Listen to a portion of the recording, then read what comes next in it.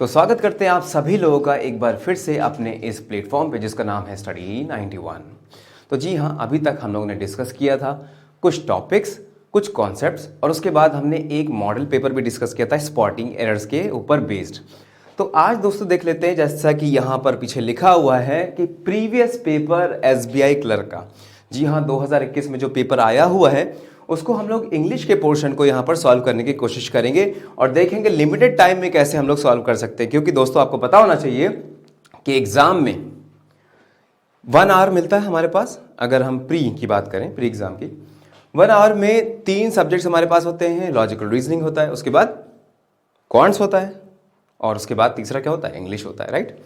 तो अब हमारे पास क्या करना होता है, डिवाइड करना होता है हमें टाइम को। अगर हम ऐसे डिवाइड करें तो 20 मिनट्स ऐसे करके आते हैं, राइट। तो अब 20 मिनट्स में अगर आपको 30 क्वेश्चंस करने हैं तो कहीं ना कहीं प्रॉब्लम तो है ही। इसका मतलब देखिए भाई, अच्छा बल्लेबाज वो नहीं होता कि जो हर एक बॉल को मारे छक्के की तरफ या चौका छक्का मारे, बल्कि अच्छा बल्लेबाज वो होता है जो ऐसी बॉल जब आए जो कमज़ोर गेंद हो उसको तो हिट कर दे, लेकिन हाँ जो अच्छी बॉल हो उसको सम्मान देना भी ज़रूरी होता है। उस पर अगर आप हिट करेंगे तो आउट होने के चांसेस रहते हैं। इन द सेम मैनर यहाँ पर एग्जाम की स्ट्रैटेजी की बात करेंगे। आपको पता है कि हर एक क्वेश्चन का आंसर करने पे आपको 1 नंबर मिलेगा, चाहे वो मुश्किल हो चाहे वो ईजी हो। तो भैया अगर जब 1 नंबर मिल रहा है तो आप मुश्किल की तरफ क्यों जाओगे? आप देखोगे इजी कौन सा हो सकता है, लिमिटेड कम से कम समय में कौन सा सॉल्व हो सकता है, उसी को पहले सॉल्व करने जाओगे। तो ये स्ट्रैटेजी हम लोग यहाँ पर भी लगाने की कोशिश करेंगे। जैसे कि एग्जाम में जैसे आपने मान लिया कि वोकैबुलरी क्वेश्चन है जो कि 1 लाइनर है, जैसे आपने पढ़ा एंटोनिम्स इसका क्या होना चाहिए, सिनोनिम क्या होना चाहिए, या 1 वर्ड सब्स्टिट्यूशन दिया हुआ है। तो ये सब ऐसे क्वेश्चन है, या एक छोटा सा fill in the blanks spotting errors है।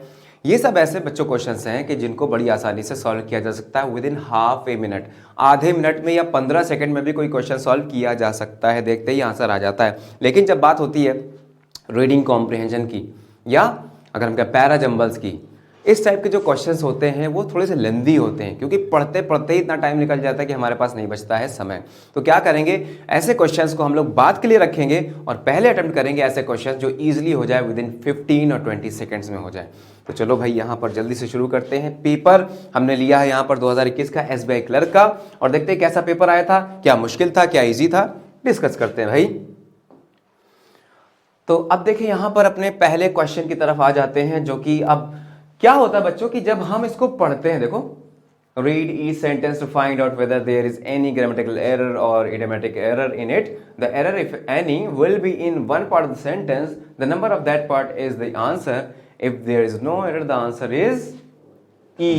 और साथ ही साथ क्या कह रहा है, इग्नोर एरर्स ऑफ पंक्चुएशन।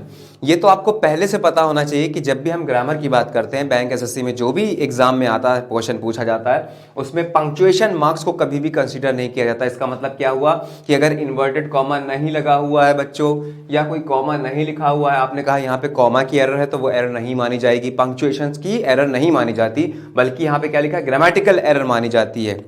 कोई वर्ड गलत लिखा है, structure of the sentence is wrong, तो वही एरर मानी जाएगी। अदरवाइज पंक्चुएशन के मार्क्स से कोई भी एरर नहीं मानी जाती इसमें, चाहे लिखा हो चाहे ना लिखा हो। लेकिन यहाँ पर इन्होंने अच्छी बात ये कर दी कि मेंशन कर दिया।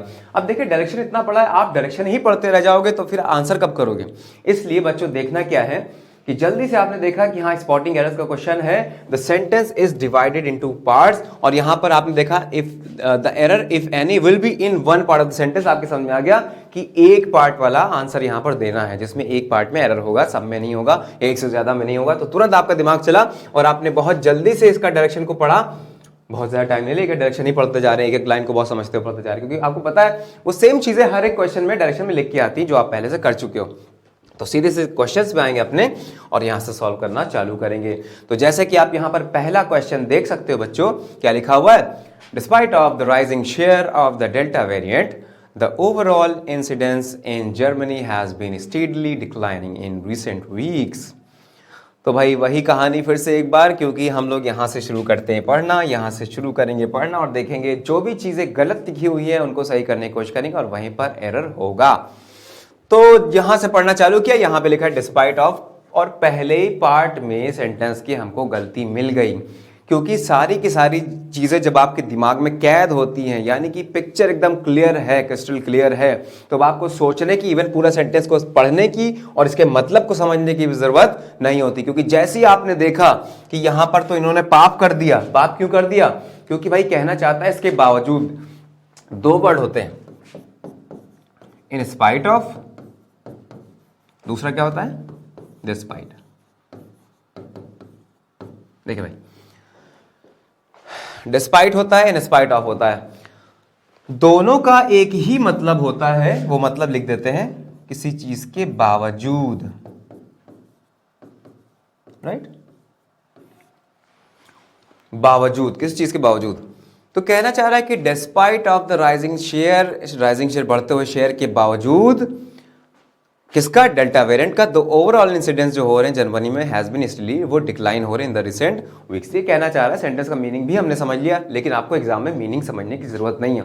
जहां पर भी आपको एरर मिल गया आसानी से, वहीं पर अपने आंसर को टिक कर देना है। बहुत ज्यादा टाइम वेस्ट नहीं करना है, क्योंकि बाकी क्वेश्चंस के लिए हमें टाइम बचाना है और कोशिश करना है हमें ये कि 30 में 30 ना भी करें, लेकिन 30 में 25 जरूर करें, और 25 हो जाएंगे विद इन 20 मिनट्स या उससे भी कम।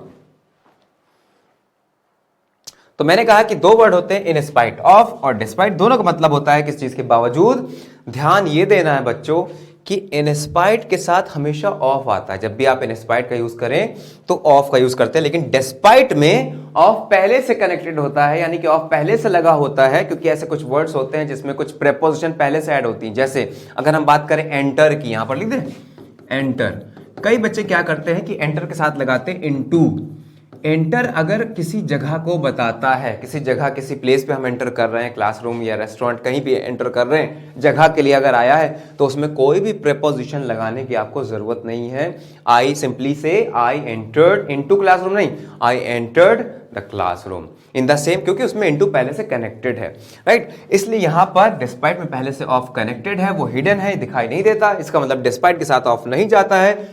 और हमने कहा किसी भी चीज़ को, किसी भी लॉजिक को, किसी भी कॉन्सेप्ट को अगर आपको पढ़ना है, याद करना है, दिमाग बैठाना है, तो उससे रिलेटेड क्वेश्चंस कीजिए। तो जैसे आप क्वेश्चंस करेंगे, 100 क्वेश्चन, 500 क्वेश्चन, 1000 क्वेश्चन, 2000 क्वेश्चन जैसे आप लगा लोगे, तो यकीन मानो कि आपको फिर पढ़ने की जरूरत नहीं पड़ेगी।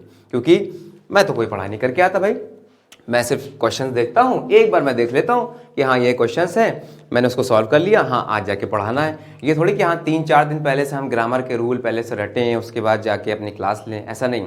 तो same thing happens to you also, कि क्या करना होता है जब हम किसी चीज़ की हैबिचुअल हो जाते हैं, यूज्ड टू हो जाते हैं, इतनी ज़्यादा प्रैक्टिस कर डालो कि फिर कुछ बचे ना, है ना? तो अपना जो भी टाइम है, जो भी कह सकते हैं कि हम बाकी कामों से अगर फुर्सत पा गए, जो इंपॉर्टेंट काम है, उसके बाद जितना भी अपना टाइम है, please dedicated the whole time to your studies. तो जैसे हमने देखा डिस्पाइट के साथ ऑफ लगा हुआ है, जो कि गलती है, तो डिस्पाइट वाला ऑफ हटा देंगे और सीधे सीधे क्या बोलेंगे? Despite the rising share. और ये भी कह सकते हैं कि यहां पर लगा दें क्या? इन स्पाइट ऑफ, तो भी हमारा सेंटेंस सही हो जाएगा। तो उम्मीद है कि पहला क्वेश्चन बड़ी आसानी से आपको समझ में आया होगा। इसमें कोई भी ऐसा चीज़ नहीं था जो आपके ना समझ में आए। कुछ ही लिमिटेड चीज़ें हैं जो एग्जामिनेशन में आती हैं इंग्लिश में। इंग्लिश में तो बहुत सारे वर्ड्स हैं, लेकिन फिर भी हर एक चैप्टर में कुछ ऐसे वर्ड्स हैं जो जिन पर फोकस सबसे ज़्यादा होता है एग्जामिनर का। और जब आप क्वेश्चन सॉल्व करोगे ना, यूज्ड टू हो जाओगे, जब आप 1000 क्वेश्चन सॉल्व कर लोगे ग्रामेटिकल एरर के, तब आप पाओगे कि आपको मीनिंग, सेंटेंस का मीनिंग भी पढ़ने की जरूरत नहीं पड़ रही है। सीधे सीधे आपने कहा, देखा सेंटेंस को, जैसी कीवर्ड मिला, कोई एक वर्ड मिला, आपने तुरंत वहां पे नजर दौड़ाई कि यहाँ पे क्या एरर हो सकते हैं, और यकीन मानिए वहीं पर आपका ध्यान जाएगा जहां पर एरर होगा।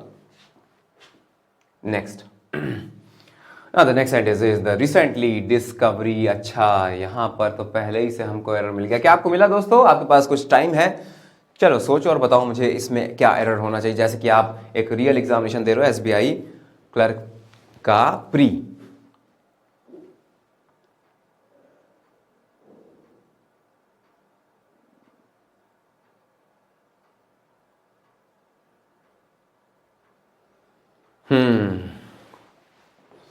मिला अभी तक कि नहीं मिला? बिल्कुल मिलना चाहिए। आपको याद होगा दोस्तों कि मैंने शुरुआत की कुछ क्लासेस में बताया था कि how to identify parts of speech. Noun को कैसे पहचाने, एडजेक्टिव को कैसे पहचाने, एडवर्ब को या वर्ब को कैसे पहचाना जाए। अब यहां पर देखिए द आर्टिकल आया है, बिल्कुल आया है सर। उसके बाद यहां पर लिखा हुआ है रिसेंटली डिस्कवरी। ये द आया है डिस्कवरी के लिए, क्योंकि आर्टिकल किसके लिए आता है, नाउन के लिए आता है।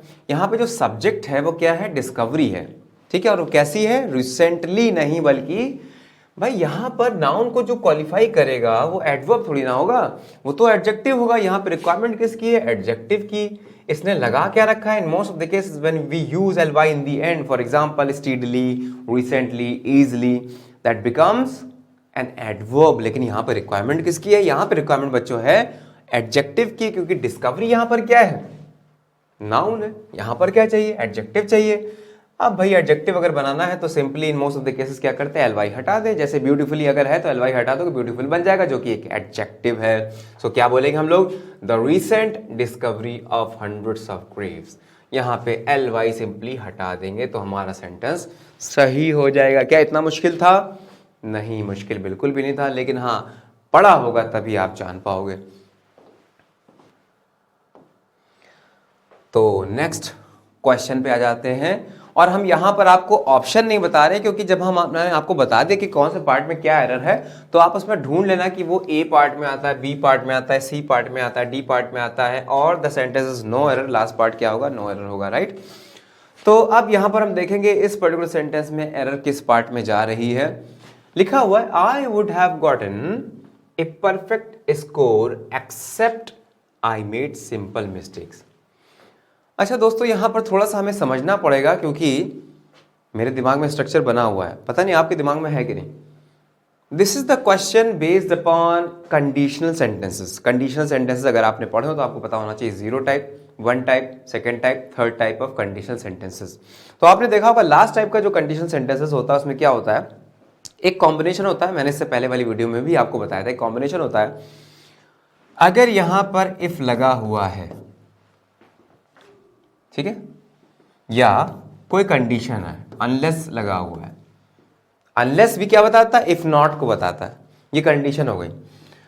तो इफ के साथ अगर यहां पर हैड आया हुआ है, ठीक है, तो हैड के साथ कॉम्बिनेशन जाता है वुड हैव का, या कुड हैव भी हो सकता है, माइट हैव हो सकता है। तो आपने देखा कि यहां पर वुड हैव लगा हुआ है, देखिए यहां आई वुड हैव गॉटन, इसका मतलब वो वाला पार्ट पहले लिखा हुआ है, ये पार्ट इससे कनेक्टेड होना चाहिए। आगे देखते हैं कनेक्टेड है या नहीं है। I would have gotten a perfect score, मुझे मिल जाता है परफेक्ट स्कोर यदि मैंने सिंपल मिस्टेक्स ना की होती। ये यहां पे एक सेंस वाइज समझ में आ रहा है, कहना ही चाहता कि यदि मैंने ऐसी सिंपल मिस्टेक्स ना की होती, पास कंडीशन। तो अब यहां पर देखिए एक्सेप्ट लगाने का कोई भी यहां पर सेंस नहीं बनता, क्योंकि यहां पे एक कंडीशन चाहिए। या तो आप यहां पे इफ लगा सकते हो, इफ के साथ नॉट लगाने की जरूरत पड़ती कि मैंने मिस्टेक ना की होती। अगर यहां पे आपको इफ नहीं लगाना है तो सिंपली क्या करोगे, आप अनलेस से भी काम चला सकते हो, क्योंकि अनलेस के साथ नॉट कनेक्टेड होता है पहले से। तो जहां पे एक्सेप्ट लिखा हुआ है वहां पर अनलेस आ जाएगा। और साथ ही साथ यहां पर देखो एक चीज बच्चों और मिसिंग है, कि जब आपने यहां पे हैव का कॉम्बिनेशन, वुड हैव का कॉम्बिनेशन लगा दिया है, तो उस वाले सेंटेंस में हैड जरूर होना चाहिए। तो क्या हो जाएगा, अनलेस, और जिस सोर्स से मैंने इसको कलेक्ट किया है उसमें गलती दे रखी थी, दोनों एरर्स नहीं बताई गई थी। मैं आपको दोनों एरर्स बता रहा हूं। पहली बात तो ये कि एक्सेप्ट वर्ड यहां पे गलत आया है, यहां पे अनलेस का यूज होगा, यानी इफ नॉट। और आई के साथ सिंपली मेड नहीं बोलोगे बच्चों, बोलोगे आई हैड। तो कुल मिला के कौन से पार्ट में एरर चला गया, ये पार्ट हो गया ए, ये हो गया हमारा बी, और ये शुरू हो रहा है सी, यानी कि सी पार्ट में एरर होगा। आंसर यहां पर बी हो जाएगा, राइट। क्लियर है।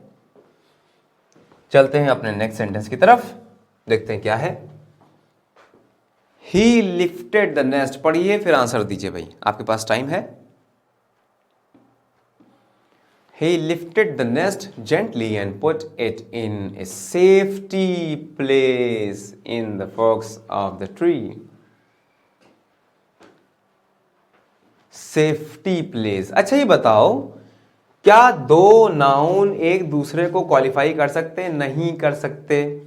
हाँ, कंपाउंड नाउन ऐसे होते हैं जो नाउन के जस्ट बगल में एक नाउन बैठ जाता है और उन दोनों को कोई एतराज नहीं होता। जैसे वुमेन एम्पावरमेंट हो गया, तो विमेन एम्पावरमेंट में विमेन भी क्या है, नाउन है, एम्पावरमेंट भी क्या है, नाउन है। तो कंपाउंड नाउन के केस में आ सकता है, लेकिन आमतौर पे जब आप ये कहना चाहते हो कि सेफ्टी प्लेस, तो नहीं आ सकता, क्योंकि एक नाउन दूसरे नाउन क्वालिफाई नहीं कर सकता। प्लेस भी एक नाउन है, सेफ्टी भी एक नाउन है।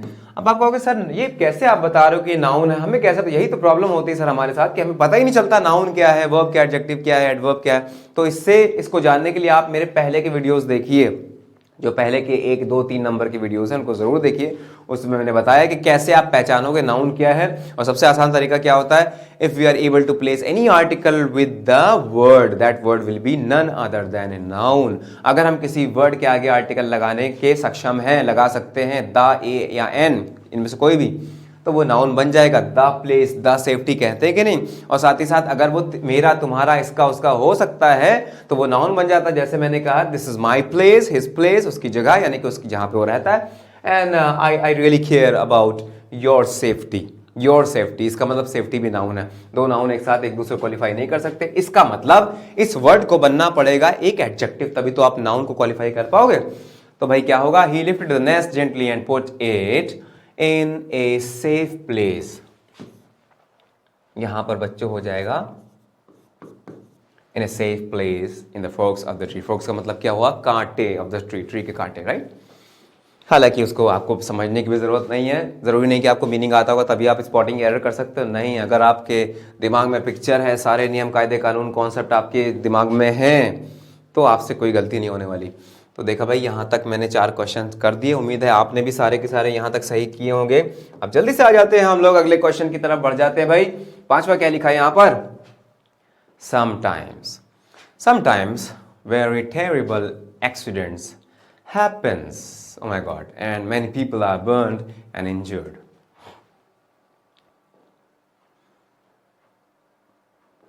क्या लगता है आपको,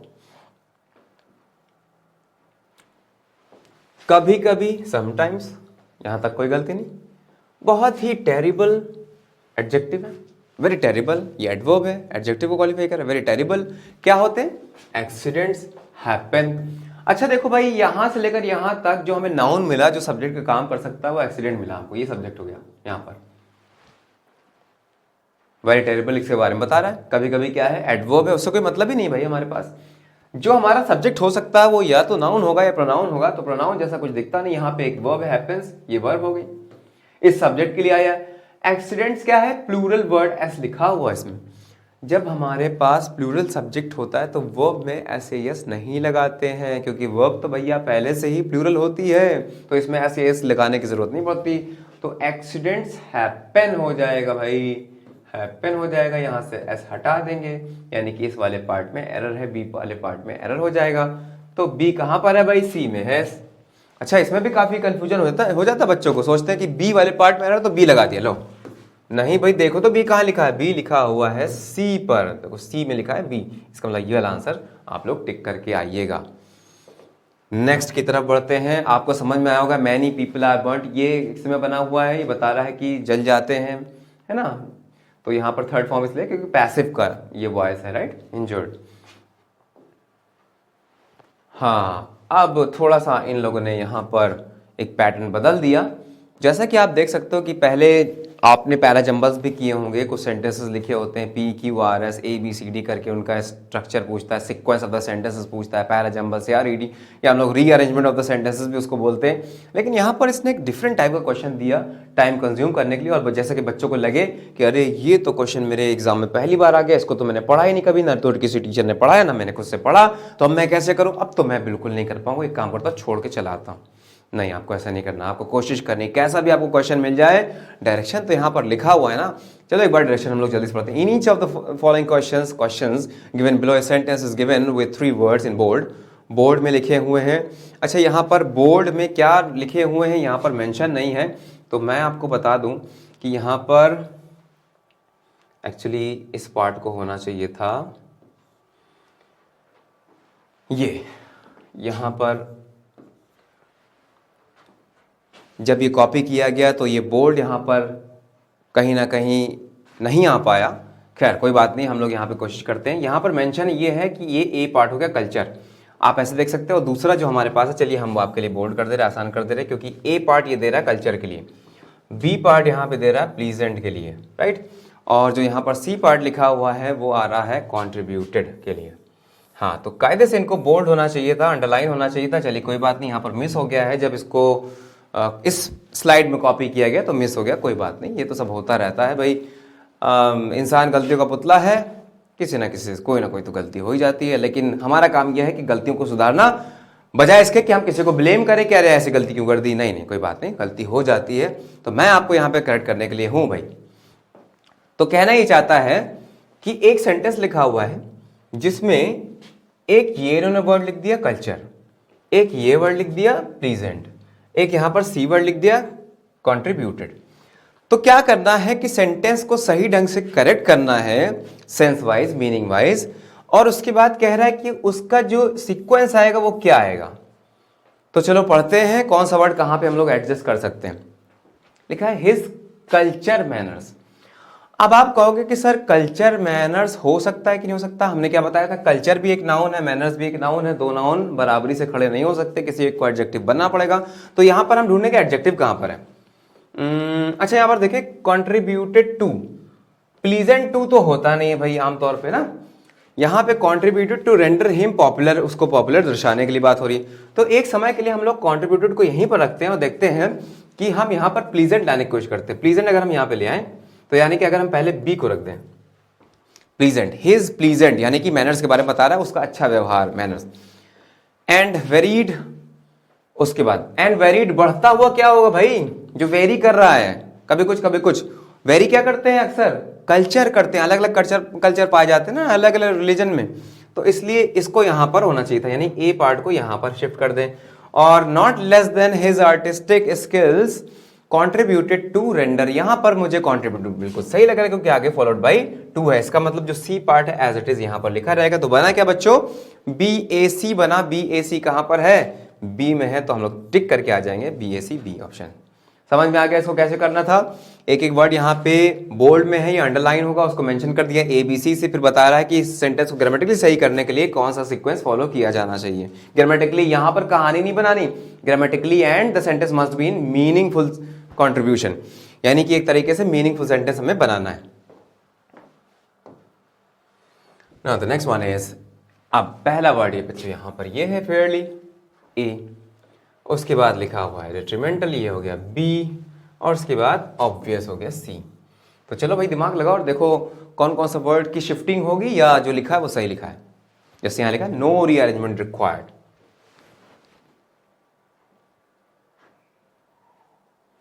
again was obvious to his well being.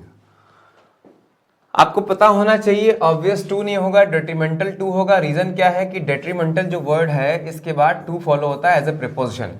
तो मैंने यहां पर ये बिल्कुल जान लिया कि यहां पर जो लास्ट ऑप्शन जाएगा वो लास्ट में ए जाएगा भाई। देखो ऐसे भी इसको ट्रिक वाइज भी कर सकते हैं कि यहां पर प्रीपोजिशन का एक हिंट दिया हुआ है, तो मैंने कहा कि ये वाला जो वर्ड है जिसको बी हम लोग कह रहे हैं ये सी पार्ट में जाएगा, यहां पर शिफ्ट हो जाएगा, तो इसका मतलब लास्ट में क्या जाएगा, सी। अब देखिए यहां पर इट वॉज फेयरली, फेयरली एक पॉजिटिव वर्ड है, नेगेटिव वर्ड नहीं है, जो कि आप नेगेटिव वर्ड डेट्रीमेंटल के साथ ऐड कर रहे हो, ऐसा नहीं हो सकता। तो क्या करोगे, इट वॉज फेयरली ऑब्वियस लगाओगे। अच्छा, इतना भी आपको करने की जरूरत नहीं है। रीजन क्या है कि जैसे आपने कहा कि लास्ट जो हमारा जा रहा है वो जाएगा यहां पर सी वाला। हाँ, आपको ये देखना है कि बच्चों यहां पर जो फेयरली लिखा हुआ है ये ए पार्ट में जा रहा है, राइट। अच्छा, अब ये जो सेकंड पार्ट है डेट्रीमेंटल, यहां पर ये एक्चुअली बी से फ्रेम किया गया है, यहां पर बी से फ्रेम किया गया है और यही यहां पर आ जाएगा। तो यानी कि लास्ट में जो आएगा वो आएगा बी, राइट। यहां जो है ये आ जाएगा बी, और उसके बाद ये जो उठ के चला आएगा, पहले ए लिखा हुआ है और ये ऑब्वियस यहां पर सी लिख के यहां पर आ जाएगा, लास्ट में क्या बचेगा, बी। यानी कि अगर आपने नहीं भी इसको सॉल्व किया है, सिर्फ इतना सा आ गया कि बी वाला जो पोर्शन जाएगा वो लास्ट में जाएगा, यहां पर आएगा, लास्ट कह रहा है। तो अब आप यहां पे ये भी देख सकते हो कि कौन से वाले ऑप्शन में हमारे पास लास्ट में बी है। देखिए भाई, लास्ट वाले ऑप्शन में कहां पर बी है, यहां पर बी है ना। तो इसका मतलब हमें पूरा करने की जरूरत भी नहीं पड़ेगी, इसका मतलब हमारा जो आंसर है वो ए सी बी। तो पहले ए, जो कि सही जगह पे लिखा हुआ है। उसके बाद हमारा आ जाएगा फेयरली ऑब्वियस हो जाएगा, जो कि सी पार्ट यहाँ पर शिफ्ट हो जाएगा, और उसके बाद लास्ट में आ जाएगा बी पार्ट यानी detrimental to his wellbeing. Clear है? यहाँ तक कोई डाउट तो नहीं है? चलिए ठीक, नेक्स्ट क्वेश्चन देखते हैं अपना।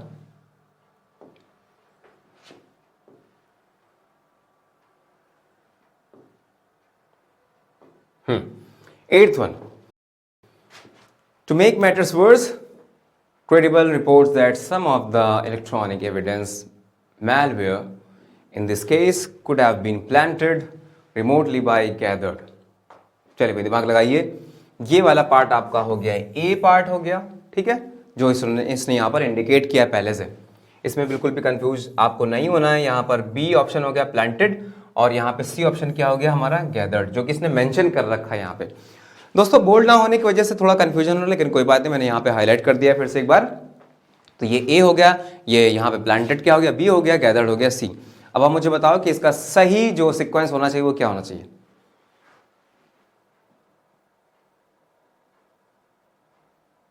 जो इलेक्ट्रॉनिक एविडेंस हुए हैं क्या इकट्ठा, ठीक है, इकट्ठा हुआ है। मैलवेयर का मतलब तो ऐसे कोई सॉफ्टवेयर होता है जो कहीं ना कहीं गलत तरीके से फंक्शन करता है, उसको हम लोग मैलवेयर बोल देते हैं। क्योंकि एमएल जहां पर भी कनेक्टेड होता है, जैसे मैल न्यूट्रिशन होता है, तो वहां पर कहीं ना कहीं नेगेटिव सेंस आता है। तो अब यह मेलिग्नेंट हो गया, मेलाइन हो गया, ये कुछ ऐसे वर्ड्स हैं जो नेगेटिव वर्ड को बताते हैं। तो ये जो कि इंफॉर्मेशन है, जो एविडेंस है, जो गैदर और इकट्ठा हुआ है, यानी कि ये जो पार्ट है जिसको हम लोग सी कह रहे हैं, ये पहले उठ के आ जाएगा। तो पहले कौन सा आएगा, सी आएगा। अब यहां पर देखिए सी के बाद हमारे पास बी ए भी है, उसके बाद क्या है ए बी है। तो अब यहां पर आगे हम लोग देखेंगे in this case could have been planted, यहां पे प्लांटेड बिल्कुल सही है, लिखा हुआ रिमोटली बाय किसके द्वारा प्लांट किया जा रहा है, रिमोटली बाय किसके द्वारा, एक सॉफ्टवेयर के द्वारा। तो यहां पर बाय के बाद एक नाउन होगा ना, तो ये जो मैलवेयर है यहां पर चला जाएगा। तो हमारे पास जो सीक्वेंस बनेगा तो सबसे पहले आएगा सी, और उसके बाद ये जो वर्ड यहाँ पर बी लिखा हुआ है ये बिल्कुल सही है, एज इट इज यहाँ पर रहेगा, और उसके बाद बचा के हमारे पास ए उठकर यहाँ पर चला आ जाएगा। तो सी बी ए, देखिए अब ऑप्शन में सी बी ए कहाँ पर है, तो यहाँ पर है दोस्तों, ये वाला ऑप्शन हमारा सही हो जाएगा, राइट, सी बी ए। क्लियर है, कोई डाउट तो नहीं इसमें। नेक्स्ट क्वेश्चन पढ़ें और बताएं कि आपको क्या लगता है। पहले हम यहाँ पर आपकी आसानी के लिए इंडिकेट कर देते हैं, ये कंडीशंस हो गए, यहाँ पर ये हो जाएगा ए पार्ट, और उसके बाद बी कहाँ पर लिखा है डिसएडवांटेजेस हो गया, उसके बाद सी कहाँ लिखा है एसोसिएटेड हो गया। ये चलिए पढ़ें और समझें।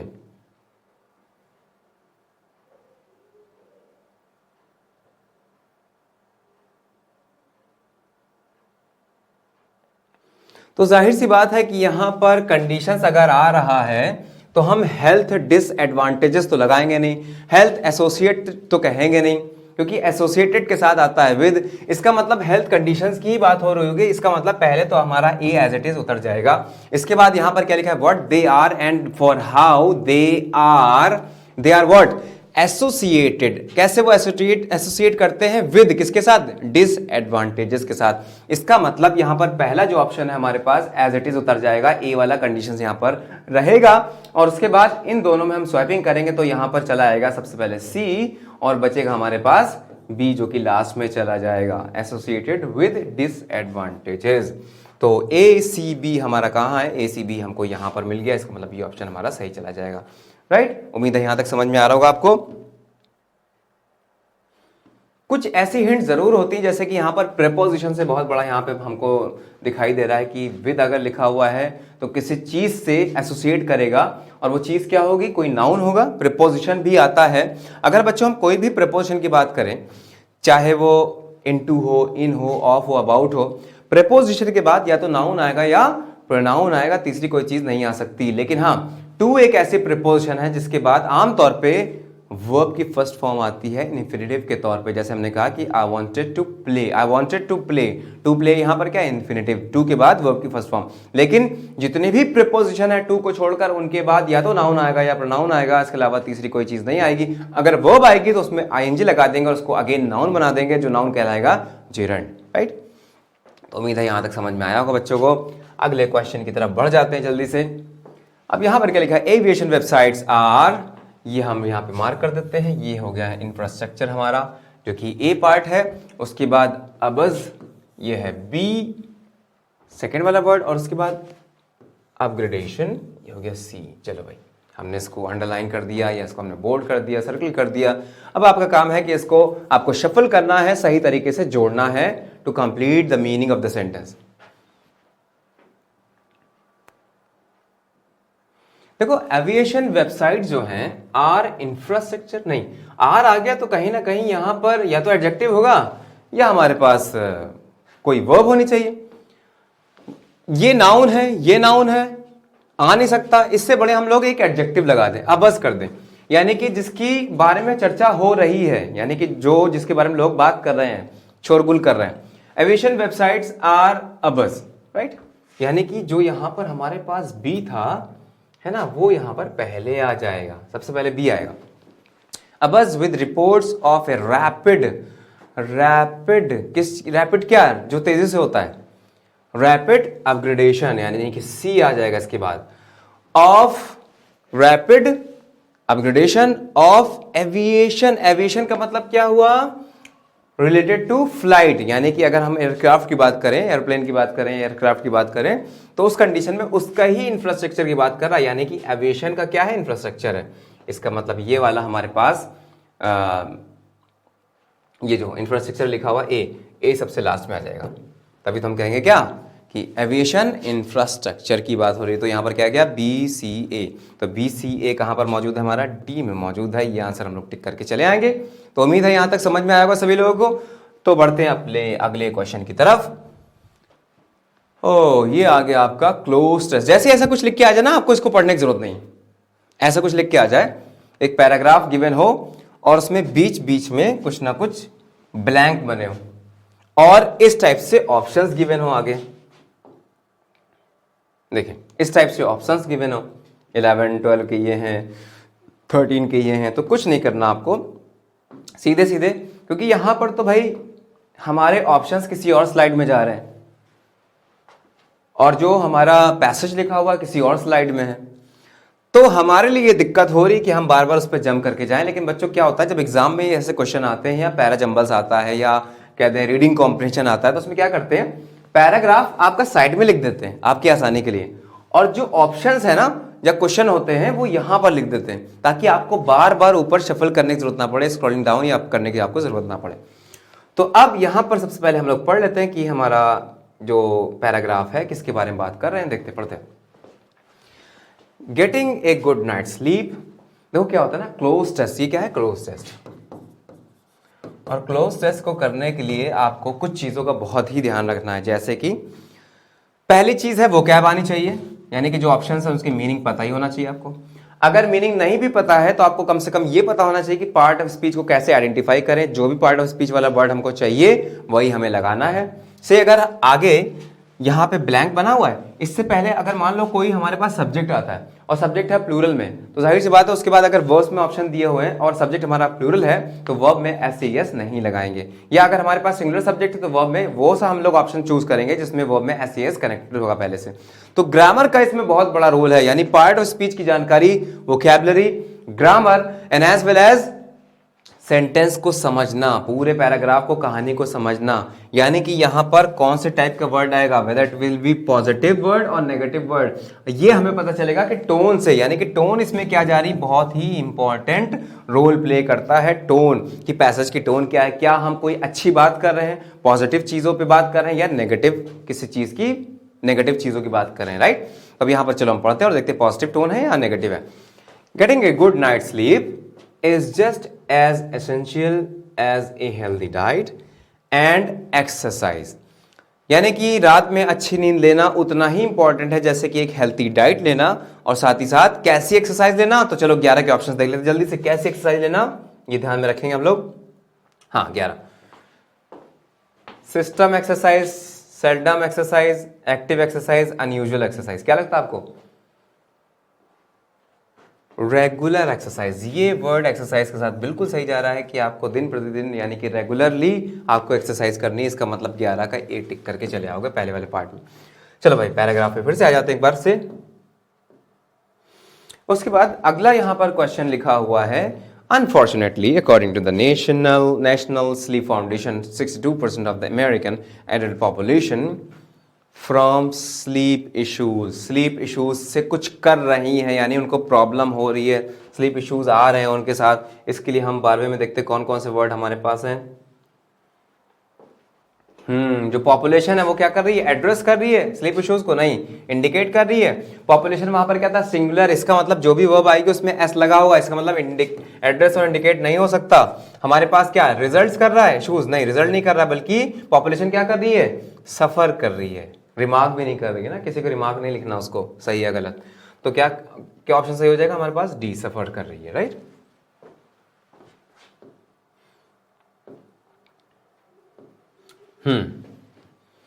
तो उसके बाद हम लोग आ जाते हैं यहां पर, 12 तक हो गया था, 13 पे आ जाते हैं। स्लीप डिप्रिवेशन, यानी डिप्रिवेशन का मतलब क्या होता है, डिप्राइव ऑफ से बना हुआ, यानी किस चीज से वंचित हो जाना, कोई चीज एडिक्वेट मात्रा में ना मिलना। Sleep deprivation negatively the quality of your life. अब देखिए यहां पर डिप्रिवेशन, यहां पर जो लिखा हुआ है ये सब्जेक्ट है हमारा, ये एडवर्ब हो गया, निगेटिवली कुछ करता है क्वालिटी ऑफ लाइफ को।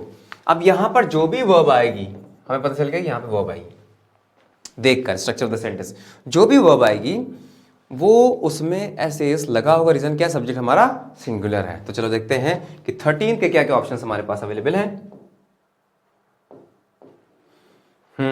अब देखें, अफेक्ट नहीं हो सकता क्योंकि एस नहीं लगा, इफेक्ट भी नहीं हो सकता।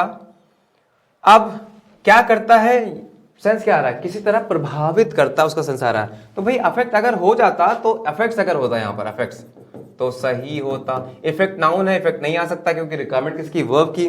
तो ऐसा ही मिलता जुलता मीनिंग और कौन दे रहा है, ऑब्जर्व करता है, फैसिलिटेट करता है, नहीं भाई सुगम नहीं बनाता उसको, बल्कि इंपैक्ट करता है, जो मतलब प्रभाव या प्रभावित करने का है, अफेक्ट का, इफेक्ट का है, वही मतलब इंपैक्ट का भी। तो यहां पे सही ऑप्शन क्या चला जाएगा, सी ऑप्शन। तो देखा आपने कितनी आसानी से हमारे क्वेश्चंस हो रहे हैं। अब बात करेंगे हम लोग क्वेश्चन नंबर 14 की। यहां पर इनफैक्ट मल्टीपल स्टडीज, देखो मल्टीपल स्टडीज शो करता है that lack of sleep can negatively impact your hormones. Lack of कैसी स्लीप इंपैक्ट कर सकती है आपके हॉर्मोन्स को, और आगे क्या लिखा है, एक्सरसाइज परफॉर्मेंस को भी और ब्रेन फंक्शनिंग को भी। इसका मतलब ये हुआ कि भाई कोई नेगेटिव इंपैक्ट पड़ रहा है। लैक ऑफ कैसी स्लीप, यानी मतलब ये आना चाह रहा है, कुछ एज्यूम भी इसमें किया करो, यानी कि भले ही आपको वर्ड नहीं पता है लेकिन उसको फिल करने की कोशिश किया करो अपने दिमाग की सहायता से कि इसमें कौन सा वर्ड जाना चाहिए, क्या कहना चाह रहा है। तो ये कहना चाह रहा है कि अगर आपको प्रचुर मात्रा में स्लीप नहीं मिलती है, लैक ऑफ कैसी स्लीप, अच्छी खासी काफी मात्रा में स्लीप, ये सेंस आ रहा है यहां पे। तो 14 का ऑप्शन हम लोग देख लेते हैं जल्दी से, और 14 का ऑप्शन क्या है, एडिशनल नहीं, एक्स्ट्रा स्लीप की बात नहीं करेगा, एडवांस्ड नहीं, एंटिसिपेटेड, ये पहले से पूर्व अनुमानित, एंटिसिपेट कर दिया कितना आपको सोना चाहिए उसकी बात नहीं कर रहा है, प्रचुर मात्रा में होनी चाहिए। बेयरली का मतलब तो ना के बराबर होता है, तो ये नहीं आ सकता, ये भी गलत है हमारे पास।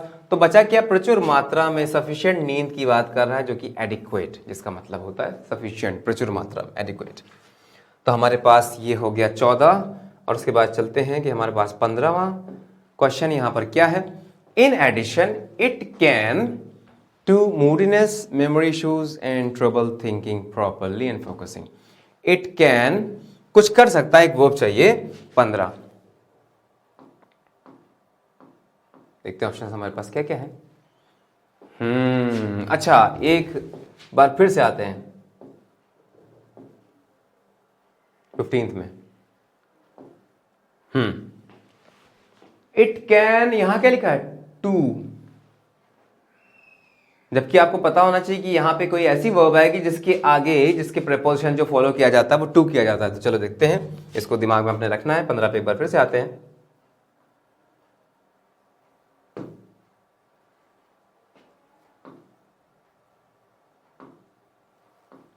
ये आ गया 15। इट कैन इंडिकेटेड आ नहीं सकता, कैन के बाद वर्ब की फर्स्ट फॉर्म आती है, कंसिस्ट के साथ ऑफ आता है, ट्रांसफॉर्म्ड, ट्रांसफॉर्म भी नहीं हो सकता, रीजन क्या, फर्स्ट फॉर्म में चाहिए, कॉज भी नहीं आ सकता, इट कैन लीड टू, आगे टू आता है ना, कौन सा ऑप्शन चला गया, 15 का ए वाला, राइट। अब हम चले आते 16 पे, क्या गिवन है।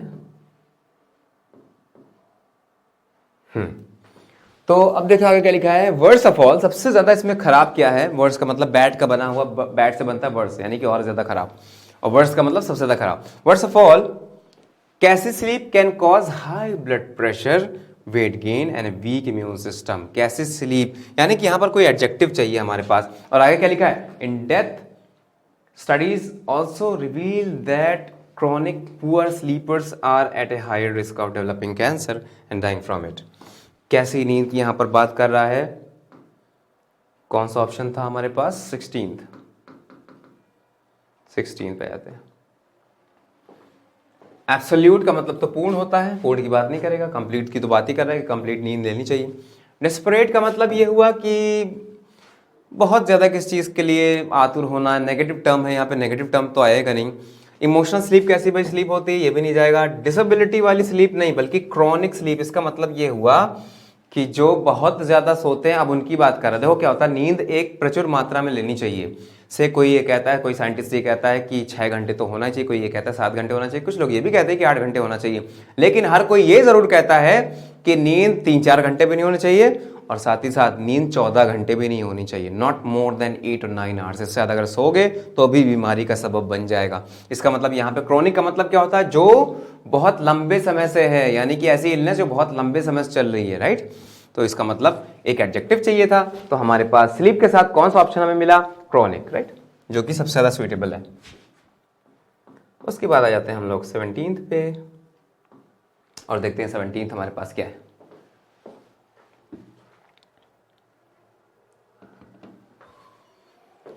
17th आगे है, if you are planning to your health, कुछ अपनी हेल्थ पे करना है, क्या करना है देखते हैं। 17th हेल्थ को कुछ अच्छा ही बनाएंगे ना, पॉजिटिव वर्ड चाहिए हमारे पास यहाँ पर। रिट्रीव वापस पाना, यहाँ पे वापस पाने की बात नहीं कर रहा, रिट्रीवल। और यहाँ पर क्या चाहिए, टू के बाद हमारे पास क्या चाहिए, रिट्रीवल क्या हो गया, एक हमारे पास नाउन हो गया, हमें चाहिए एक वर्ब यहाँ पर टू के बाद। एस्टिमेट करेंगे हेल्थ को, नहीं, एस्टिमेट का मतलब तो अनुमान करना होता ना। डिक्लाइन करेंगे, नहीं, डिग्रेड करेंगे तो नेगेटिव हो गया।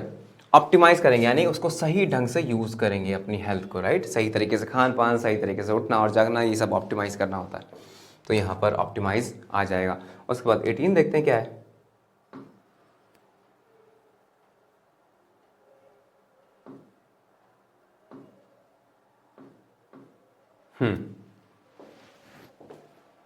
The quality of your sleep and lose weight, you must get a good night's sleep.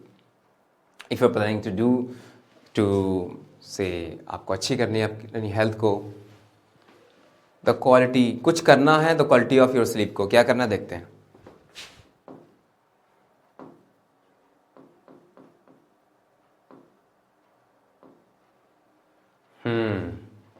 क्या करेंगे, क्वालिटी ऑफ स्लीप को लोअर कर देंगे, करप्ट कर देंगे। एग्रीगेट का मतलब तो होता है, एग्रीगेट परसेंटेज हो गया, एवरेज होता है।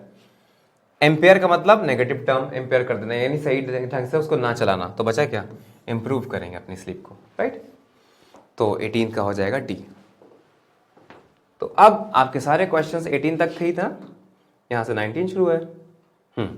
अब आगे वाले क्वेश्चंस में क्या करना है दोस्तों, जल्दी से देखते हैं।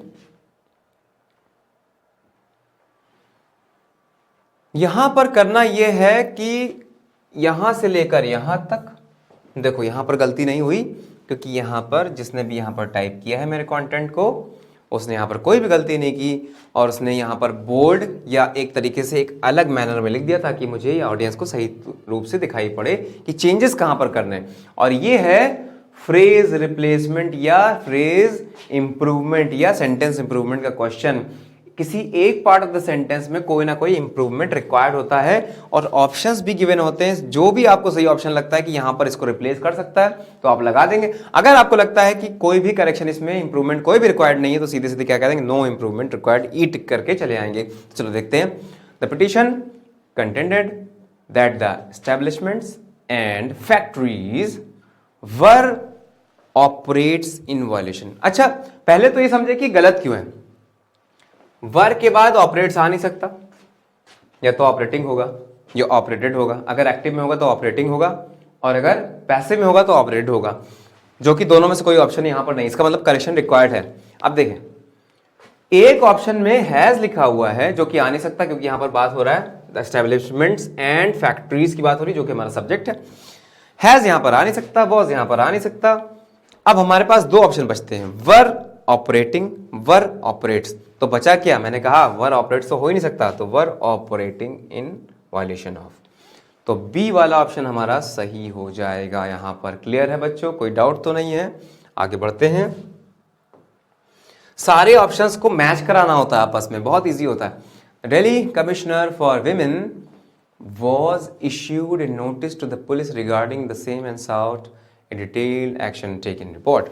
अच्छा, यहाँ पे कह रहा है जो दिल्ली कमीशन है बना हुआ है, was issued, क्या उसको इशू किया गया एक नोटिस? नहीं, बल्कि वो जारी करेगा ना पुलिस को, तो वो जारी करेगा। तो अब यहां पर हमारे पास ये जो कमीशन है ये सिंगुलर है ना? सिंगुलर है तो हैव तो आ नहीं सकता, हैव इशूड नहीं हो सकता, और हैव के साथ इशू जा रहा है, इशूड होता तो एक बार मान भी लेते। Has been issuing a notice, बहुत लंबे समय से कर रहा है, ऐसा भी हम लोग नहीं कहेंगे, हैज बीन इशूइंग। अब यहां पर देखो, यहां क्या लिखा है, हैज इशू, ये भी नहीं हो सकता। तो अब सिंपल सी बात है कि यहां पर सिंपली पास्ट की बात हो रही, तो हम क्या लगा देंगे, had issued a notice to the police. पहला वाला ऑप्शन हमारा सही हो जाएगा, क्योंकि इसके साथ हैड लगा हुआ, हैड के साथ वर्ब की थर्ड फॉर्म भी आई है। क्योंकि ये गलत क्यों था, क्योंकि वो खुद नोटिस जारी कर रहा है, उसको नोटिस नहीं दिया जा रहा है। पैसिव में बनाने की जरूरत नहीं है, एक्टिव में बनाने की जरूरत है, इसलिए यहां पर क्या कर दिया हमने, had issued a notice to the police. Right, तो ये ऑप्शन सही हो गया। नेक्स्ट की तरफ बढ़ लेते हैं जल्दी से। Ravi was sent to Taloja jail, where some of his co-accused have now spent more than 3 years. Some of the accused have now spent, पहले तो ये समझे गलत क्यों है, have लिखा हुआ बच्चों और यहां वर्ब क्या है, spend।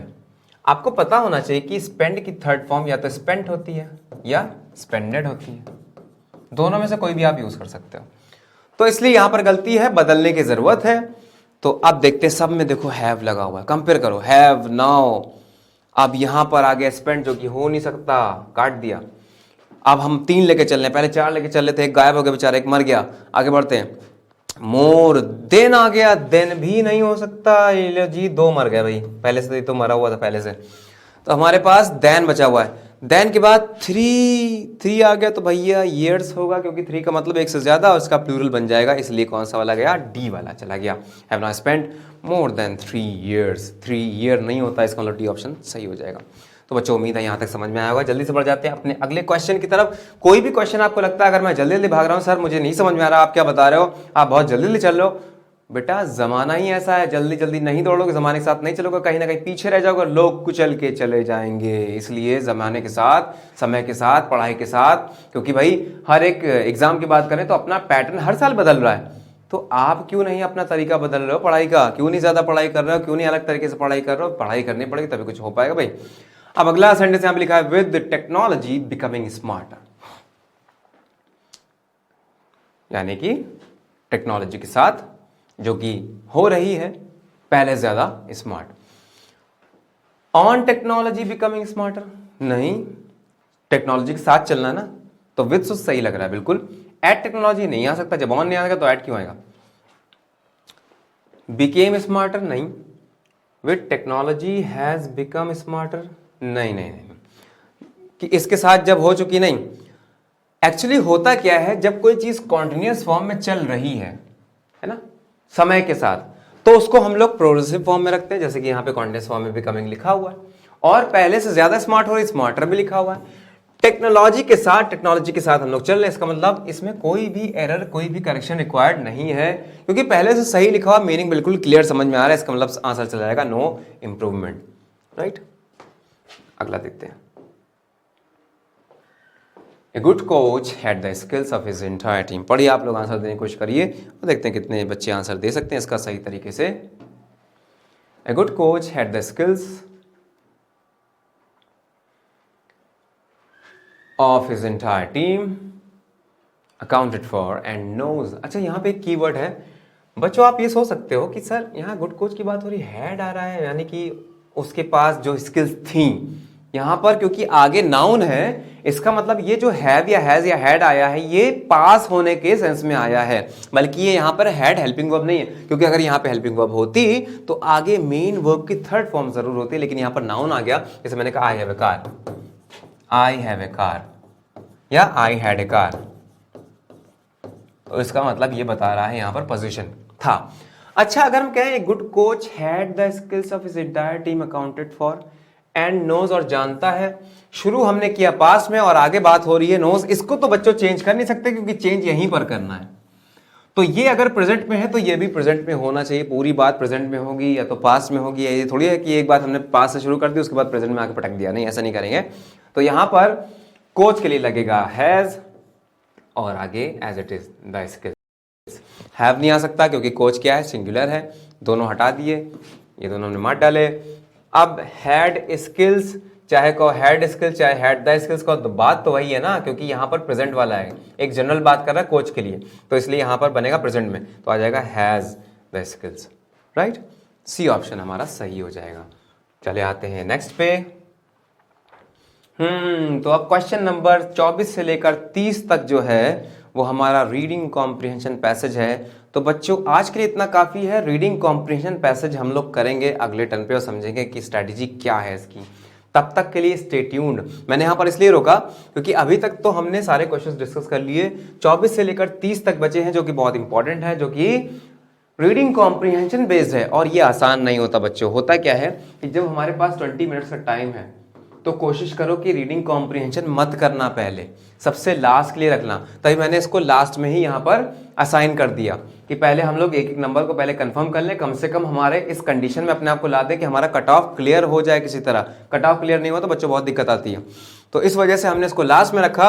और आपको भी यही करना है कि जैसे ही पेपर होता है आपको ढूंढना है एक एक नंबर के वन लाइन छोटे छोटे सेंटेंसेस कहाँ पर है, उनको देख कर चुन चुन के मारना, और बचे हुए अगर टाइम बचता है, बच जाता है, तो आना रीडिंग कॉम्प्रिहेंशन पैसेज पे। और बच्चे अक्सर पूछते हैं क्या सर हमें पूरा पैसेज पढ़ने की जरूरत है या सीधे क्वेश्चंस पे आए, तो दोनों ट्रिक होती है। अगर आपको चेक करना पड़ेगा, अगर पैसेज आपने एक दो लाइन पढ़ा, आपको आसान लग रहा है समझने में, तो आप पूरा पैसेज एक बार में पढ़ सकते हो, कोई दिक्कत नहीं। लेकिन अगर आपको समझ में नहीं आ रहा, मुश्किल लग रहा है, या सीधे सीधे अगर आप किसी क्वेश्चन पे गए और आपको ऐसा कोई क्वेश्चन मिल गया कि choose the statements which is are true based on the information given in the passage. सीधी सी बात है, जो टोन ऑफ द पैसेज होता है या टाइटल अगर पैसेज का पूछा जा रहा है, या कौन सा ट्रू स्टेटमेंट है कौन सी फॉल्स स्टेटमेंट है, उसको बताने के लिए जाहिर सी बात है कि आपको पूरा का पूरा पैसेज पढ़ना ही पड़ेगा। तो अगर टाइम कम बचा है तो क्या करोगे, ऐसे क्वेश्चन को स्किप करोगे और ऐसे क्वेश्चन पे आ जाओगे जो कि इंफॉर्मेशन बेस्ड होगा, और कीवर्ड को तलाशोगे according to the article what contributes to alerting someone of the danger a person is in। अगर कोई पर्सन डेंजर में है तो क्या चीजें हैं जो अलर्ट करता है किसी चीज को। तो अब यहां पर क्या करना है कि क्या है, alerting someone of the danger, ये आपको सर्च कर लेना है पैसेज में। तो यहां से पैसेज शुरू होता है, बिल्कुल सरसरी निगाह से देखेंगे, ऐसे नहीं पढ़ने का तरीका होना चाहिए कि आप समझ के पढ़ रहे हो। स्क्रीमिंग इज, अच्छा स्क्रीमिंग की बात कर रहा है, इज अ यूनिक नॉइज, अच्छा यूनिक नॉइज की बात करने, ऐसे नहीं पढ़ना आपको।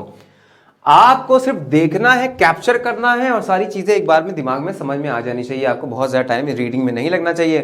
तभी तो कई बच्चे पूछते हैं sir what is the way to correct all the questions of reading comprehension passage without reading a reading comprehension passage when the name itself says, name क्या कहता है, रीडिंग कॉम्प्रिहेंशन। सर बिना पढ़े कैसे कर सकते हैं, अरे जिसका नाम ही रीडिंग कॉम्प्रिहेंशन है उसको बिना पढ़े नहीं कर सकते। The short answer is you can not do a passage without reading, without going through. तो कहने का मतलब यह है अगर आपको रीडिंग कॉम्प्रिहेंशन करना है तो आपको पढ़ना पड़ेगा, अपनी रीडिंग हैबिट को जनरेट करना पड़ेगा, उसके बाद कॉम्प्रिहेंड करना पड़ेगा, तब जाके आप रीडिंग कॉम्प्रिहेंशन सॉल्व कर पाओगे। तो रखते हैं इसको आगे के लिए, आगे के लेक्चर में डिस्कस करेंगे। तब तक के लिए अपना ख्याल रखिए, टाटा बाय। इसी तरीके से आप लोग पढ़ाई करते रहिए, और कोई भी डाउट आता है, कोई भी क्वेश्चन आता है तो मुझे कमेंट बॉक्स में ज़रूर लिख के बताएं। कि क्या आप फेस कर रहे हो और किस तरीके से आपको बताना चाहिए कि आपके और भी ज़्यादा समझ में आए, क्योंकि जब तक डॉक्टर को तकलीफ़ नहीं बताओगे तब तक डॉक्टर दवा नहीं दे सकता है लेकिन गलत दवा दे देगा, और अगर आपने गलत दवा खा लिया तो आप जानते हो कि क्या हो सकता है। इसलिए हमेशा अपने टीचर से पूछते रहें, कांटेक्ट में रहिए कि जो भी नहीं आता सर इसको हम और आसानी से कैसे समझ सकते हैं, मुझे बताइए ये चीज़ों में दिक्कत आ रही, हम लोग ज़रूर, हमारी पूरी टीम यहाँ पर है जो आपकी हेल्प ज़रूर करेगी। तो मिलते हैं अगले लेक्चर में, तब तक के लिए tata bye bye and take care, जय हिंद।